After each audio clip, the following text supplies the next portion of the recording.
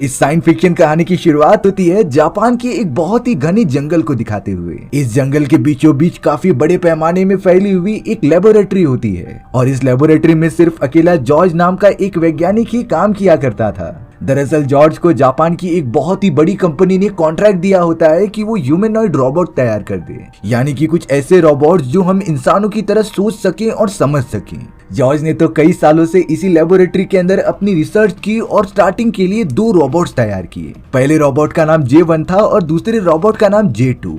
J1 robot size में काफी बड़ी होती है, लेकिन उसके अंदर इंसानों जैसी कोई भी फीलिंग्स या फिर फंक्शनैलिटी नहीं थी। वहीं दूसरी तरफ J2 साइज में थोड़ी छोटी होने के कारण उसके अंदर इंसानों की जैसी फीलिंग्स लेने की एबिलिटी थी। लेकिन जॉर्ज को पता था कि J2 भी असली ह्यूमनॉइड रोबोट नहीं है, क्योंकि ह्यूमनॉइड रोबोट तो कुछ ऐसे इन्वेंशन होते हैं कि आप पता नहीं लगा पाओगे कि ये ह्यूमंस है या फिर रोबोट। इसी सिलसिले में जॉर्ज अपने तीसरे रोबोट यानी कि सबसे एडवांस वाले वर्जन को बनाने की तैयारी कर रहा होता है। जॉर्ज तो अपने अब तक के सबसे एडवांस रोबोट को J3 नाम देता है, जो किसी लेडी के बॉडी जैसी दिख रही थी। हालांकि अभी भी जॉर्ज का काम तीसरे रोबोट को बनाने के लिए खत्म नहीं हुआ होता, लेकिन एआई और टेक्नोलॉजी से बहुत ही ज्यादा प्यार करने के कारण जॉर्ज पूरे घंटों काम करता रह रहा था। अब जॉर्ज हमेशा की तरह अपनी मॉर्निंग वॉक करके जब अपने लेबोरेटरी में आता है, तब J2 रोबोट जॉर्ज से आकर कह रही थी कि मैंने एक बहुत ही अजीब तरीके का सपना देखा। उस सपने के अंदर तुम और मैं गाड़ी में बैठकर लॉन्ग ड्राइव पर जा रहे हैं।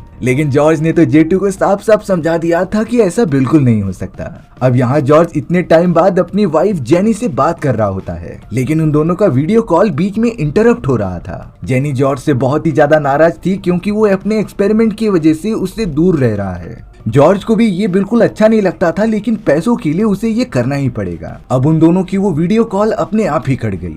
थोड़ी देर बाद जॉर्ज को उसकी कंपनी की बॉस, जिसका नाम लिया था, उसका कॉल आता है। लिया जॉर्ज को बता रही थी कि हमारी एक सिक्योरिटी टीम लेबोरेटरी में आकर सारी चीजें चेक करने वाली है। जॉर्ज तो इस बात से थोड़ा सा शॉक हो गया, क्योंकि वो नहीं चाहता था कि कोई सिक्योरिटी टीम यहाँ आए, क्योंकि जॉर्ज ने रोबोट J2 और J3 के बारे में अपनी कंपनी को बताया ही नहीं होता। उसने तो सारी इन्फॉर्मेशन सिर्फ J1 के बारे में दी थी और कहा था कि अब तक यही रोबोट बन पाया है, यानी कि जॉर्ज J2 और J3 बनाकर अपने खुद के एक्सपेरिमेंट कर रहा था, और ये पूरी तरीके से इलीगल होता है। भले ही जॉर्ज ने J1 के अंदर कोई भी फीलिंग्स या फिर ह्यूमनॉइड एबिलिटीज नहीं डाली होती, लेकिन उसने J2 और J3 के अंदर ये सारी चीजें इंक्लूड की थी।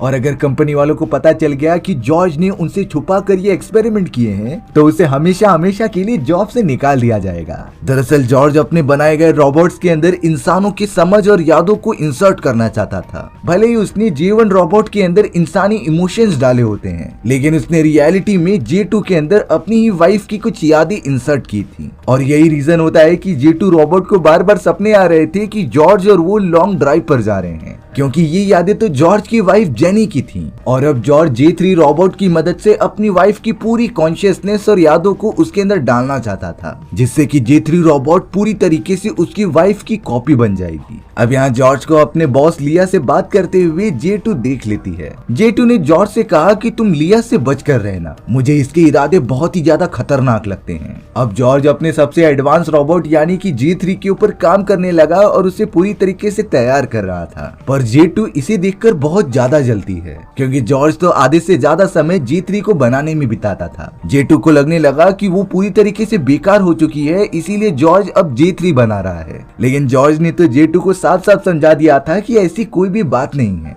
तुम तीनों रोबोट्स उसके लिए सबसे बेस्ट हो। अब अगले दिन जॉर्ज नोटिस करता है कि उसकी लेबोरेटरी का दरवाजा अपने आप ही ओपन हुआ है और एक जंगली कुत्ता लेबोरेटरी के अंदर आ चुका है। जॉर्ज को नहीं समझ रहा था कि आखिर लेबोरेटरी का दरवाजा किसने खोल दिया। उसे इतना तो पता होता है कि ये परमिशन तो सिर्फ J2 के पास ही है, शायद J2 ने ही ये काम किया होगा। लेकिन उससे पूछने के बाद J2 तो कह रही थी कि मुझे इस बारे में बिल्कुल भी नहीं पता। यहाँ जॉर्ज को थोड़ा सा अंदाजा तो हो गया था कि J2 कहीं न कहीं J3 से जेलस है, क्योंकि जॉर्ज J3 को बनाने में बहुत ज्यादा टाइम इन्वेस्ट कर रहा था। भले ही J2 एक रोबोट है, लेकिन उसके माइंड के अंदर जॉर्ज की वाइफ जेनी की यादें मौजूद थी, इसलिए जॉर्ज किसी और के पास जाए ये J2 को मंजूर नहीं था। अब हमें उसी दिन विकेट नाम की कंपनी की 2 एम्प्लॉय दिखाए जाते हैं, जिनका नाम विंसेंट और मेलविन था। विंसेंट तो जॉर्ज से आकर पूछता है कि हम तुम्हारी वाइफ की प्रोग्राम को देखने आए हैं। जॉर्ज उन दोनों को घर के अंदर बुलाता है, लेकिन J2 और J3 के बारे में किसी को पता न चले, इसीलिए उसने उन दोनों को कहीं छुपा दिया था। अब मेलविन जॉर्ज के लेबोरेटरी में रखी गई एक बहुत ही बड़ी ब्लैक कलर की मशीन को जाकर चेक करने लगा, क्योंकि वो दोनों एम्प्लॉइज इसी बड़े से मशीन के टेक्नीशियंस थे जो ठीक करने आए हुए होते हैं। अब विंसेंट जॉर्ज से कुछ पूछताछ कर रहा होता है कि आखिर तुम्हें प्रॉब्लम क्या हो रही है। विंसेंट ने बताया कि इस मशीन के अंदर जरूर कुछ खराबी आ चुकी है। मेरी वाइफ मुझे कॉल करके बात तो कर सकती है, लेकिन जब मैं अपनी वाइफ को कॉल करता हूँ तो लाइन हमेशा कनेक्ट ही नहीं होती, और अब तो ये सारी लाइंस काफी ज्यादा खराब हो चुकी हैं। विंसेंट जॉर्ज को एक जवाब देता है कि शायद तुम्हारी वाइफ अब बंद होने वाली है। विंसेंट तो जॉर्ज से पूछ रहा था कि क्या तुम्हारी वाइफ जेनी को पता है कि उसके साथ क्या हुआ था। जॉर्ज भी ये बिल्कुल समझ नहीं पाता कि आखिर ये एम्प्लॉइज क्या पूछ रहे हैं। यहाँ मेलविन लगातार उस मशीन को ठीक कर रहा था, तभी उसे एक बहुत ही अजीब सी चीज पता चली। मेलविन अपने साथी विंसेंट को बताता है कि इस मशीन के अंदर जो भी यादें मौजूद हैं उन्हें पर्सनल लेवल पर चेंज किया गया है, और ये काम जरूर जॉर्ज का हो सकता था। लेकिन जॉर्ज का तो साफ साफ कहना था कि मैंने ऐसी कोई भी चीज नहीं की। मेलविन कहता है कि ये चीजें पूरी तरीके से इलीगल है और अब तुम्हें जेल भी जाना पड़ेगा। जॉर्ज तो इस बात से काफी ज्यादा डर गया, लेकिन विंसेंट मेलविन को समझाता है और बताता है कि ये तो टेक्निकल इश्यू के कारण हुए हैं, इसमें जॉर्ज का कोई हाथ नहीं। और अब अपना सारा टेक्निकल काम खत्म करने के बाद विंसेंट और मेलविन वहां से चले गए थे। सारी सिचुएशन अब ठीक होने के कारण जॉर्ज J3 के ऊपर अब पूरा फोकस करता है उसे बनाने के लिए। कई दिनों तक वो लगातार उसके ऊपर ही काम कर रहा था, जिसके बाद वो J3 को बनाने में कामयाब भी हो गया था। J3 तो पहली बार अपनी आंखें खोलती है और वो पूरी तरीके से कंफ्यूज लग रही थी। चौंकाने वाली बात ये होती है कि J3 के बोलने का स्टाइल और उसका behaviour same to same George की वाइफ जेनी जैसा था, क्योंकि जॉर्ज ने J3 के अंदर अपनी वाइफ की पूरी यादें और इमोशंस डाल दिए होते हैं। इसी वजह से J3 बहुत ही ज्यादा एडवांस थी। अब हम जॉर्ज को देखते हैं जो लेबोरेटरी के बाहर मौजूद एक सिक्योरिटी टावर को जाकर ठीक कर रहा था, लेकिन थोड़ी ही देर में अचानक लेबोरेटरी के अंदर जहां J3 मौजूद थी उस जगह की लाइट्स अपने आप ही बंद चालू होने लगती हैं। J3 इस बात से बहुत ही ज्यादा डर गई थी, इसीलिए वो जॉर्ज को जोर जोर से चिल्लाकर बुला रही होती है, लेकिन जॉर्ज तो टावर पर खड़ा होकर उसकी टेक्निकल इश्यू को सॉल्व कर रहा था। तभी जॉर्ज की नजर अचानक आसमान में उड़ रहे एक फाइटिंग जेट के ऊपर दिखाई जाती है। जॉर्ज तो नहीं समझ पा रहा था कि आखिर ये जेट किसका है। उसने तो तुरंत ही अपनी बॉस लिया को ये सारी चीजों के बारे में इन्फॉर्म कर दिया था। तभी लिया जॉर्ज को सारी सच्चाई बताती है कि हमारे कॉम्पिटिटर्स को तुम्हारे प्रोजेक्ट में काफी ज्यादा इंटरेस्ट आ चुका है और उन्हें कहीं न कहीं हमारे इस सीक्रेट प्रोजेक्ट के बारे में पता चल चुका था, इसीलिए वो कॉम्पिटिटर्स हमारे प्रोजेक्ट को हासिल करने के लिए कुछ भी कर सकते थे, यहाँ तक कि अब तुम्हारी जान को भी खतरा हो सकता है। जॉर्ज की बॉस लिया ने तो उसकी प्रोटेक्शन के लिए एक रिस्क असिस्टेंट को भेजा होता है जिसका नाम मिस्टर हैंक था, इसीलिए अब जॉर्ज अपना सारा काम खत्म करके मिस्टर हैंक से मिलने चला जाता है। मिस्टर हैंक भी जॉर्ज को समझा रहे थे कि तुम्हारा प्रोजेक्ट अब दुश्मनों से खतरे में है, यानी कि तुम्हारे प्रोजेक्ट को हासिल करने के चक्कर में तुम्हारी भी जान जा सकती थी, इसीलिए तुम्हें अपना प्रोजेक्ट जल्द से जल्द खत्म करके कंपनी को सौंपना होगा। फिलहाल सिक्योरिटी के लिए मिस्टर हैंग ने जॉर्ज को एक बहुत ही एडवांस ब्रीफ केस दिया होता है, जिसे कि उन्होंने एकदम सिक्योरिटी वाले टाइम पर ही ओपन करने के लिए कहा। जॉर्ज को भी नहीं आइडिया होता कि ब्रीफ केस के अंदर क्या है, वो तो उसे लेकर तुरंत ही अपने लेबोरेटरी में आकर गहरी नींद में सो गया। कई घंटों तक आराम करने के बाद अचानक सिक्योरिटी अलार्म बजने लगता है। जॉर्ज तो तुरंत ही उठकर चारों तरफ चेक करने लगा,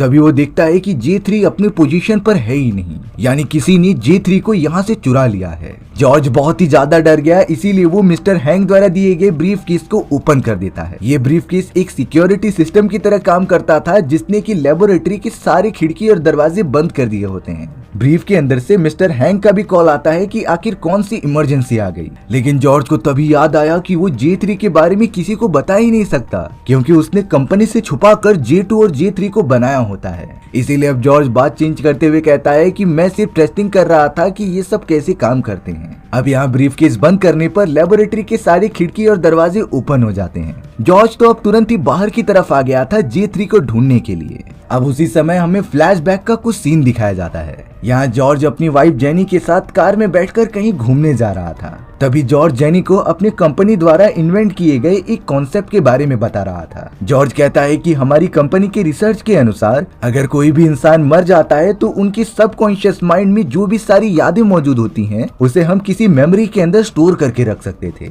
और उन्हीं सारी कॉन्शियसनेस को हमारी कंपनी ने एक मशीन के अंदर डाल दिया था, जिससे कि मरने के बाद भी हम उन मरे हुए लोगों से कुछ समय तक बातें कर सकते थे। ये कॉन्सेप्ट बहुत ही ज्यादा एक्स्ट्रा ऑर्डिनरी था जो इंसानी सभ्यता को बदल कर रख देगा। जॉर्ज को तो इस प्रोजेक्ट में बहुत ही ज्यादा इंटरेस्ट होता है। अब अचानक जॉर्ज जिस कंपनी में काम करता था उसे 3 साल के लिए एक प्रोजेक्ट असाइन हो जाता है। इस प्रोजेक्ट में जॉर्ज को जापान में 3 साल बिताने पड़ेंगे एक लेबोरेटरी के अंदर, जहां पर उसे कुछ ह्यूमनॉइड रोबोट्स तैयार करने हैं कंपनी के लिए। दरअसल ये वही लेबोरेटरी और कॉन्ट्रैक्ट होता है जिसे कि जॉर्ज अभी अभी कर रहा था। दरअसल ये जापान की वही लेबोरेटरी और कॉन्ट्रैक्ट होता है जो कि जॉर्ज अभी इस वक्त कर रहा था। जॉर्ज ने तो ये सारी बातें अपनी वाइफ जेनी को बता दी थी। हालांकि जेनी थोड़ी सी नाराज होती है क्योंकि उसे 3 साल के लिए अपने हस्बैंड से दूर रहना पड़ेगा और वो ऐसा करना बिल्कुल भी नहीं चाहती थी। जॉर्ज और जेनी जब कार में बैठकर इन्हीं टॉपिक पर बातें कर रहे थे तो उन दोनों के अंदर काफी ज्यादा बहस हो जाती है। अचानक जॉर्ज का अपनी कार पे से कंट्रोल हट गया और उनका एक बहुत ही खतरनाक एक्सीडेंट हो जाता है। बुरी बात ये थी कि इस एक्सीडेंट में जॉर्ज की वाइफ जेनी की मौत हो चुकी होती है। जॉर्ज तो इस बात से बहुत ही ज्यादा डिस्टर्ब हो गया, लेकिन अब उसने टेक्नोलॉजी का ही यूज किया और अपनी मरी हुई वाइफ के सबकॉन्शियस माइंड और उसकी सारी यादों को स्टोर करके उसे वेकेट नाम की एक बहुत ही फेमस कंपनी की मशीन में डाल दिया। ये वही मशीन होती है जो जॉर्ज के लेबोरेटरी में मौजूद थी।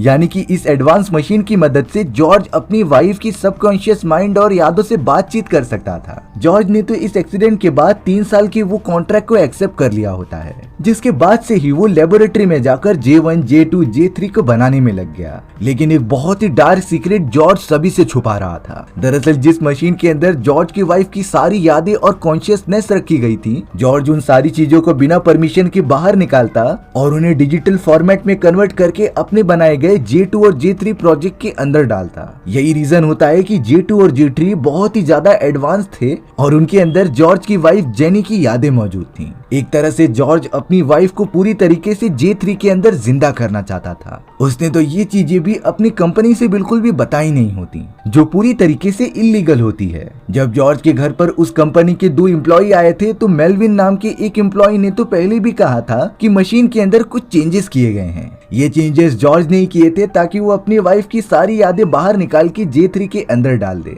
और शायद जॉर्ज इसमें कामयाब भी हो जाता है। अब कहानी आ जाती है प्रेजेंट टाइम में, जहां पर जॉर्ज J3 को लगातार ढूंढ रहा होता है। पर वो जैसे ही अपने लेबोरेटरी के एक चेंबर में आया तभी J3 उसके ऊपर कूद पड़ी थी। यानी कि J3 को किसी ने चुराया नहीं था, बल्कि वो खुद ही वहां से बाहर निकली। फिलहाल के लिए J3 के सिस्टम्स अभी अभी एक्टिवेट हुए होते हैं, इसीलिए वो जॉर्ज को अपना दुश्मन समझ रही थी। J3 का कहना था कि आखिर तुमने मुझसे पूछे बगैर अपनी वाइफ जेनी की सारी यादें मेरे माइंड में कैसे डाल दी। पर जॉर्ज किसी भी तरीके से J3 को कन्विंस कर लेता है कि इस सारी चीजों में हम दोनों का ही फायदा है। जिसके बाद जॉर्ज J3 से कंफर्म कर रहा था कि आखिर तुम्हें अपने सिस्टम से किसने आजाद किया। तभी जॉर्ज J3 से कंफर्म कर रहा था कि आखिर तुम्हें अपने सिस्टम से किसने आजाद किया। J3 सिंपली कह देती है कि मुझे वहाँ से J2 ने बाहर निकाला था। J3 ने तो कहा कि J2 मुझे जान से मारने की कोशिश भी कर रही थी, इसीलिए मैं उससे लगातार छुप रही थी। जॉर्ज को इतना तो समझ आ गया था कि J2 पूरी तरीके से J3 से जल रही है, इसीलिए वो J3 को डिस्ट्रॉय करने की पूरी कोशिश करेगी। जॉर्ज ने तो अब सेफ्टी के लिए J2 को पूरी तरीके से डीएक्टिवेट कर दिया और उसे दूसरे चैम्बर में रख दिया। रिसोर्सेस कम होने के कारण जॉर्ज ने J2 के पैर निकाल दिए थे, जिसे कि वो J3 के अंदर फिट कर देता है और अब उसने अपना पूरा कंसंट्रेशन J3 को बनाने में लगा दिया। जॉर्ज तो अब अपनी वाइफ की बची हुई सारी कॉन्शियसनेस धीरे धीरे J3 के अंदर डालता जा रहा था, जिससे कि J3 के अंदर मौजूद फीलिंग्स, उसका बिहेवियर और बात करने की तरीका सेम टू सेम जेनी जैसा हो जाता है। लगातार काम करने के बाद कुछ ही दिनों के अंदर अंदर जॉर्ज ने J3 को पूरी तरीके से बना लिया था। वो तो J3 के अंदर सारे डेटा फीड करके उसके ऊपर सिंथेटिक स्किन डाल देता है, जिससे J3 पूरी तरीके से एक इंसान लगे। J3 जब एक्टिवेट हुई तब वो पूरी तरीके से इंसान लग रही थी। उसके बात करने के तरीके से लेकर उसका स्वभाव पूरी तरीके से इंसानों जैसा था। अब यहाँ जॉर्ज का प्रोजेक्ट पूरी तरीके से कंप्लीट हो चुका था, क्योंकि उसने J3 को बना लिया है। इसीलिए अब वो J2 को जाकर एक्टिवेट करता है, जिससे कि वो भी J3 से मिल सके। लेकिन जब J2 को पता चला कि जॉर्ज ने उसके दोनों पैर निकालकर J3 की बॉडी में लगा दिए हैं, तब J2 बहुत ही ज्यादा दुखी हो गई। उसे लगने लगा कि जॉर्ज उसे छोड़कर अब J3 के पास जाने लगा है और अब वो J3 के साथ ही हमेशा रहेगा।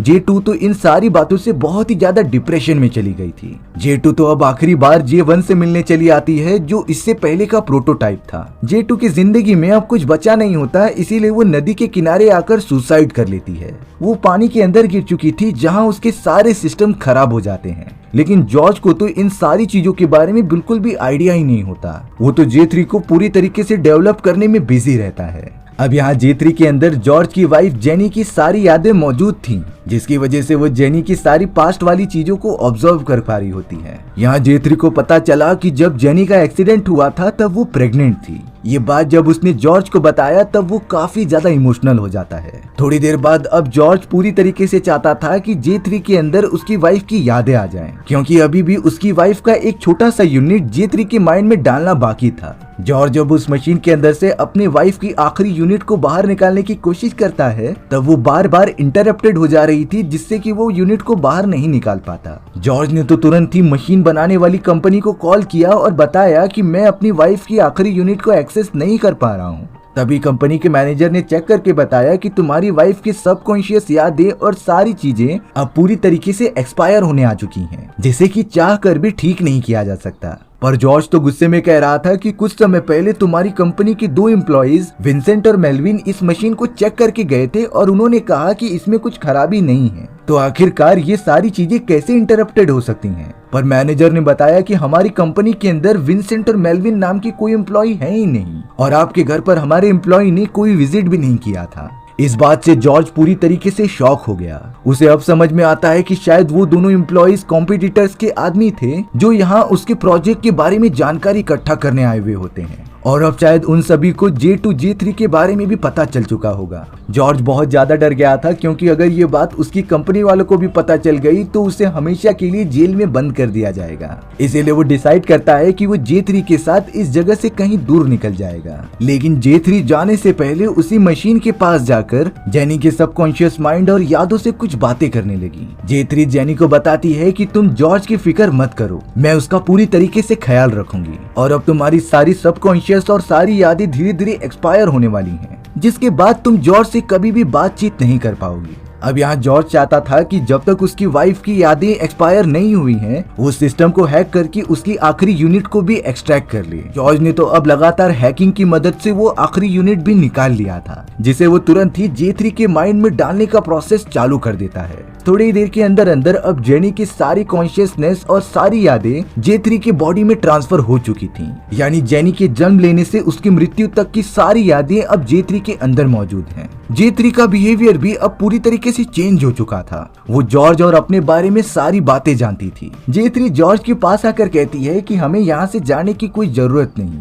पर जॉर्ज तो इस बात को कुछ समझ ही नहीं पाता। तभी अचानक उस ब्लैक मशीन में से किसी का कॉल आता है, लेकिन J3 कह रही थी कि इस कॉल से मत बात करना, क्योंकि तुम्हें सारी सच्चाई पता चल जाएगी और शायद इससे तुम्हें बहुत बुरा भी लग सकता है। जॉर्ज ने जब कॉल उठाकर बात किया तब दूसरी तरफ से और कोई नहीं बल्कि उसकी वाइफ जेनी बात कर रही थी और अब यहाँ जाकर पूरी कहानी का एक डार्क सीक्रेट रिवील होता है। जेनी तो जॉर्ज से कह रही थी कि मुझे कंपनी वालों ने बताया कि तुम्हारी सबकॉन्शियस यादें अब एक्सपायर होने वाली हैं, इसीलिए मैं तुमसे आखिरी बार बात करने चली आई। जेनी ने तो ये भी कहा कि जब हमारा एक्सीडेंट हुआ था तो मैं प्रेग्नेंट थी और इतने साल बीतने के बाद हमारी अब एक बेटी है। जेनी तो अब अपनी बेटी को अपने फादर जॉर्ज से बात करने के लिए भी देती है। उसकी बेटी जॉर्ज से बात करते हुए कह रही थी कि मैं आपसे बहुत ज्यादा प्यार करती हूँ।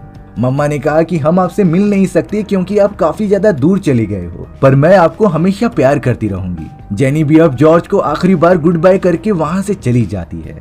अब हमें रियलिटी में दिखाया गया कि जेनी जिंदा है और अब वो अपनी बेटी को लेकर कंपनी में मौजूद विंसेंट नाम के उसी आदमी से मिल रही थी। विंसेंट तो जेनी से माफी मांगता है कि वो उसके हस्बैंड को बचा नहीं पाए और अब जॉर्ज की कॉन्शियसनेस जो कि मशीन में स्टोर करके रखी गई थी वो भी एक्सपायर होने वाली है। जेनी भी इस बात से थोड़ा सा उदास थी, लेकिन उसे अपने लाइफ में आगे बढ़ना ही होगा। दरअसल सच्चाई तो ये थी कि जिस समय जॉर्ज और जेनी का एक्सीडेंट हुआ था उसके अंदर जेनी नहीं बल्कि जॉर्ज की मृत्यु हो चुकी होती है, जिसके बाद जेनी ने अपने हस्बैंड जॉर्ज की सारी यादें और सबकॉन्शियस माइंड को उस मशीन के अंदर डाल दिया और शुरुआत से ही जॉर्ज नहीं बल्कि जेनी उससे बात कर रही थी जो कि सबकॉन्शियस यादें होती हैं। दरअसल कंपनी वालों को जानबूझकर एक ऐसा सिमुलेशन तैयार करना होता है जिससे कि जॉर्ज जैसे मरे हुए लोगों की सबकॉन्शियस यादें मशीन के अंदर जिंदा रह सकें। सारे सबकॉन्शियस यादों को एक तरीके से जिंदा रखने के लिए ही ये टास्क दिए जाते थे जिससे कि वो कई साल जिंदा रह सकें। जब मशीन को ये पता चला कि जॉर्ज कुछ समय पहले ह्यूमनॉइड रोबोट पर काम किया करता था, तब कंपनी वालों ने जेनी को बुलाकर उससे परमिशन ली कि हम सब जॉर्ज के मरने के बाद उसकी सबकॉन्शियस माइंड की सारी यादों को कंटिन्यू करना चाहते हैं।